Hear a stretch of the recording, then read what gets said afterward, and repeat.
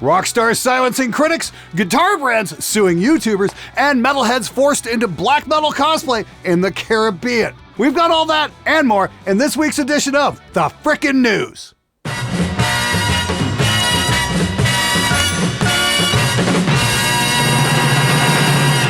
Hi there, I'm Glenn Fricker reporting the frickin' news from Canada, where you can still point a camera at law enforcement and not wind up with a bullet in the back of your head. Our top story is about a veteran metal band that recently discovered that you can abuse YouTube's copyright system to silence any form of criticism. We'll have all the details on that story in just a minute, but first let's talk about an annual metal event that took an unexpected turn straight to the planet Hoth. Of course, I'm talking about 70,000 Tons of Metal, the yearly 4-day cruise that promises sun, sea, and non-stop metal bands. And this year's lineup was absolutely stacked. Anthrax, Soilwork, Dark Tranquillity, Beast in Black, Camelot, and many, many more. Now the concept itself is actually pretty clever. Instead of dealing with 60 different work permits, you put 60 bands onto a massive cruise ship, take it out into international waters, and rock the fuck out. And on night one, Anthrax absolutely tore the roof off the place. Now, if you've ever wondered what a band is supposed to sound like without pitch correction, grid alignment, backing tracks, or a laptop doing half the work, go see Anthrax and learn how it's done. They're a great reminder of why I do this job in the first place, because music can still be awesome once we turn off all the bullshit and let the musicians actually play. And for all those younger musicians out there, it's not just about being great at your instrument, it's about being able to play that instrument with other musicians as well. That is the tricky part. Now on day 2, we wound up in Nassau in the Bahamas, partly to dodge the rain and partly to maintain the illusion that this was still somehow going to be a tropical vacation. And that night, the illusion died. The temperature dropped, the wind picked up, and suddenly metalheads were forced to LARP as a black metal album cover in the middle of the Caribbean. All thanks to what meteorologists call a bomb cyclone. Now that is a TV-friendly way of saying it's cold and blowy as fuck! Beast in Black were supposed to play the pool deck that night, but the winds were so bad that their set got postponed until 4 in the morning. Sorry guys, maybe I'll catch you next time when hypothermia isn't co-headlining the bill! Now the final 2 days were spent entirely at sea, and what was advertised as 70,000 tons of metal officially became 70,000 tons of frozen hell! We were in visual range of the Florida coastline the entire time, which tells me one thing, that if the weather got any worse, the ship was absolutely going to make a break for port. From the very windy decks of 70,000 tons of metal, I'm gonna go inside here before I get blown off the... Holy shit! Before I get blown off the damn decks! And I'll give credit where credit's due. I've got nothing but respect for every single band that played the pool deck under those conditions. It was cold as hell, it was windy as fuck, and yet they powered through it anyway. No complaints, no excuses, just pure metal fury, and the fans were equally dedicated. They showed up in great numbers to party their frozen asses off, because if there's one thing this cruise proved beyond any doubt, nothing stops the metal. Despite the weather, everybody had a great time, and you can bet most are going to be back next year. Now, there's still no word on the destination for 2027. Rumors are circulating about the ship going somewhere warmer, and suggestions like the Sahara Desert or Death Valley keep popping up. You'll see more from the 70,000 Tons of Metal cruise in the following weeks on this show, as I had the chance to sit down with the bands and ask some really tough questions. In other news, Belltone Guitars just speedran a masterclass on how to make an inconvenient situation infinitely worse by discovering the Streisand effect the hard way.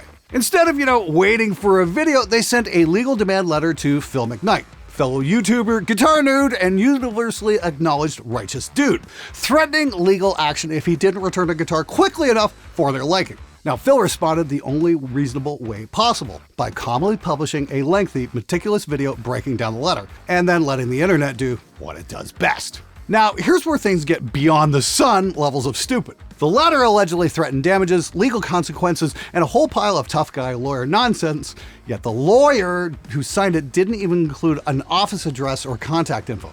No phone number, no firm details, nothing. Which is either wildly unprofessional or a massive red flashing neon sign that says, "This is fucking bullshit!"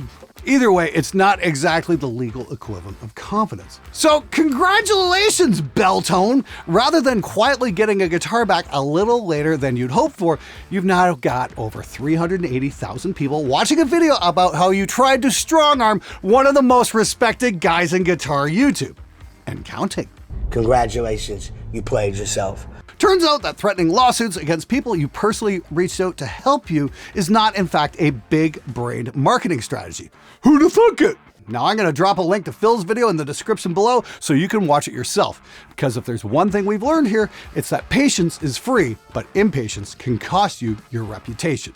And speaking of self-inflicted reputational suicide, a certain member of a certain band that rhymes with the name Insecura has allegedly decided that YouTube's copyright system is his own personal censorship tool. That's right, if you say something that he doesn't like, suddenly it's copyright claims, privacy complaints, and defamation notices flying around like ninja stars. Whatever it takes to make sure that nobody gets to see that criticism. That is exactly what happened to my good friend Kalen over at the Six String TV channel when he published a video titled The Metal Scene's Biggest Bully. First, he got a defamation claim, conveniently blocking the video in Germany where it originated. Then there was a privacy complaint because apparently being a public figure only counts when everybody's kissing your ass. And just for good measure, a copyright strike. Not a claim, a strike. All for daring to use public photos of the band and a brief music clip. So the audience might have some idea who the hell the story was even about. Remember, this is all for a video accusing him of bullying. Clearly, Germans not only don't get humor, but irony isn't exactly their strong suit either. Now look, record labels abusing copyright on YouTube, that's nothing new. I dealt with that years ago thanks to some dickwad at Warner Brothers trying to cash in on my editorial content. Rick Beato deals with it constantly. Fair use rules be damned, and he's been dragged into more legal nonsense than most bands have albums. And frankly, Rick can tell that story far better than I ever could. But a copyright strike for an editorial piece, that's crossing a line. It's time to get over yourself, you precious little rock star. Now, Kalen, for his part, did exactly what you're supposed to do. He filed a counterclaim. Now, for the uninitiated, YouTube's counterclaim system exists, so one asshole just can't nuke your video and walk away. Now, let's be crystal clear here. If you file a copyright takedown, the clock starts ticking. You've got 10 business days to either file a real lawsuit or shut the fuck up and watch the video come back online. Because copyright strikes aren't magic spells. They are legal assertions. And if you swing that hammer, you'd better be ready to back it up in front of a judge, not just to scare people with emails. Now, in the interest of doing actual journalism, I reached out to the band for comment, and this was their response. Due to ongoing legal proceedings, we are unable to comment on this matter. Several claims currently circulated are legally disputed and subject to formal review. Right. I'm gonna go out on a limb here and guess they decided on the shut the fuck up option before they found themselves explaining this to actual lawyers instead of YouTube's automated system. Because here's the ugly truth. Court cases cost money. And bands don't make the kind of money that they did in the 80s anymore. It's no longer stretched limos and snorting cocaine off groupies' tits. When you look at it objectively, most metal bands today are just glorified t-shirt salesmen. Now, as for the privacy complaint, dude, are you completely fucking brain dead? You chose to become a public figure. That means people are going to use your name publicly. Some of the things they say you're not going to like. And that is the price you pay for getting to make music for a living instead of being a garbage man. And believe me, I know some of the things people have said to me for doing things on the show are absolutely fucking nuts. Like this gem I got in my mail one day from a member of Jesus's fan club.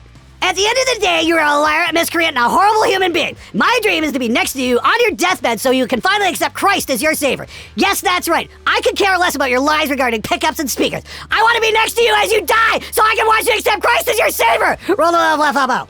Well, that's definitely the message Jesus was trying to get across. I want to watch you die so you'll accept Christ's love. Now, this is all perfectly normal behavior in a country where active shooter drills for children are considered just part of life instead of a national emergency.